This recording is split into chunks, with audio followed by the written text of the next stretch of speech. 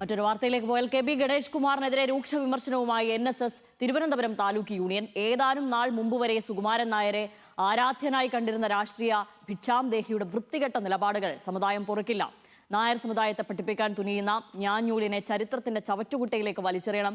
ഗണേഷ് കുമാർ കൗബീനധാരിയായിരുന്നപ്പോൾ മുതലുള്ള ചരിത്രം അറിയാവുന്നവരാണ് തിരുവനന്തപുരത്തുകാർ എന്നും വിമർശനം.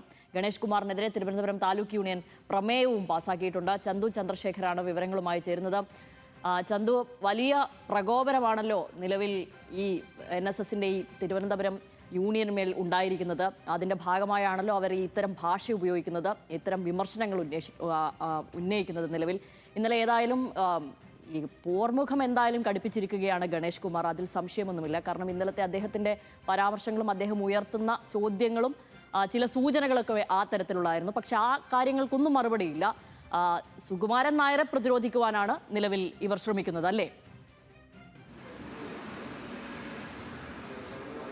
അങ്ങനെ തന്നെയാണ് ശ്യാമലി. പ്രധാനമായും കെ.ബി. ഗണേഷ് കുമാറും NSSും തമ്മിൽ ഒരു പരസ്യമായ ഏറ്റുമുട്ടലിലേക്ക് നീങ്ങി എന്ന് തന്നെ പറയേണ്ടിയിരിക്കുന്നു. ഇന്നലെ ഉച്ചയ്ക്ക് തിരുവനന്തപുരം NSS താലൂക്ക് യൂണിയൻ ഒരു അടിയന്തരമായ മീറ്റിംഗ് വിളിച്ചു ചേർത്തിട്ടുണ്ടായിരുന്നു. ആ മീറ്റിംഗിലാണ് ഇത്തരത്തിൽ ഗണേഷ് കുമാറിനെതിരെ രൂക്ഷമായ വിമർശനവും പരിഹാസവും ഉൾപ്പെടുന്ന ഒരു പ്രസ്താവന ഇറക്കിയത്. അതിൽ ഒരു പ്രമേയം അവതരിപ്പിക്കുകയും ചെയ്തു. ആ പ്രമേയത്തിലാണ് ഗണേഷ് കുമാറിനെതിരെ ഇത്തരത്തിൽ രൂക്ഷ വിമർശനം ഉള്ളത്.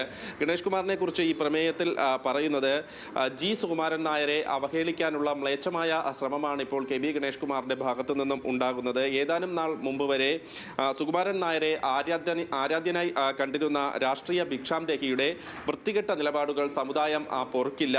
നായർ സമുദായത്തെ പഠിപ്പിക്കാൻ തുനിയുന്ന ഞാഞ്ഞൂലിനെ ചരിത്രത്തിന്റെ ചവറ്റുകുട്ടയിലേക്ക് വലിച്ചെറിയണം. ഗണേഷ് കുമാർ കൗബീനധാരിയായിരുന്നപ്പോൾ മുതലുള്ള ചരിത്രം അറിയാവുന്നവരാണ് തിരുവനന്തപുരത്തുകാർ. സുകുമാരൻ നായർ ജീവിക്കുന്നത് നായർ സമുദായങ്ങളുടെ ഹൃദയത്തിലാണ്. അദ്ദേഹത്തെ അവഹേളിക്കാനുള്ള ശ്രമം വച്ചുപൊറുപ്പിക്കില്ലെന്നും ഈ പ്രമേയത്തിൽ പറയുന്നുണ്ട്. ഈ പ്രമേയം ഐകകണ്ഠേന ഇന്നലെ ചേർന്ന അടിയന്തര യോഗത്തിൽ പാസാക്കുകയും ചെയ്തു. അതായത് കെ.ബി. ഗണേഷ് കുമാറിനെതിരെ താലൂക്ക് യൂണിയനുകൾ, സുകുമാരൻ നായരെ അനുകൂലിക്കുന്ന താലൂക്ക് യൂണിയനുകൾ രംഗത്ത് വരുന്നു. ഈ താലൂക്ക് യൂണിയന്റെ തിരുവനന്തപുരത്തെ NSS താലൂക്ക് യൂണിയന്റെ പ്രസിഡന്റ് M.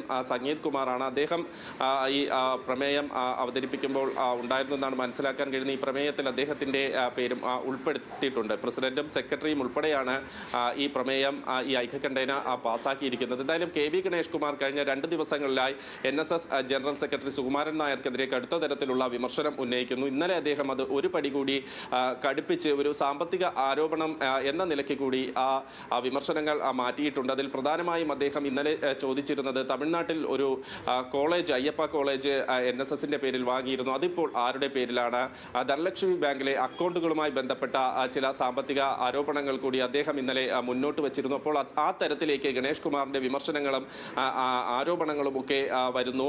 അദ്ദേഹത്തെ പുറത്താക്കിയത്, അതായത് ഗണേഷ് കുമാറിനെ NSSൽ നിന്നും പുറത്താക്കിയത് തന്നെ ഇത്തരം കാര്യങ്ങൾ ചോദ്യം ചെയ്തത് കൊണ്ടാണെന്നും ഈ വലിയ ക്രമക്കേടുകളാണ് NSSൽ നടക്കുന്നതെന്നും അദ്ദേഹം പരസ്യമായി തന്നെ പ്രതികരിക്കുന്ന സാഹചര്യം ഉണ്ടായിരുന്നു. ഈ സാഹചര്യത്തിൽ കൂടിയാണ് ഇപ്പോൾ NSS, അതായത് NSSന്റെ താലൂക്ക് യൂണിയനുകൾ, പ്രത്യേകിച്ച് സുകുമാരൻ നായരെ അനുകൂലിക്കുന്ന താലൂക്ക് യൂണിയനുകൾ ഗണേഷ് കുമാറിനെതിരെ തിരിഞ്ഞിരിക്കുന്നത്. ഇപ്പോൾ NSSും ഗണേഷ് കുമാറും തമ്മിലുള്ള ഒരു പരസ്യമായ പോരിലേക്കാണ് കാര്യങ്ങൾ നീങ്ങിയിരിക്കുന്നത്.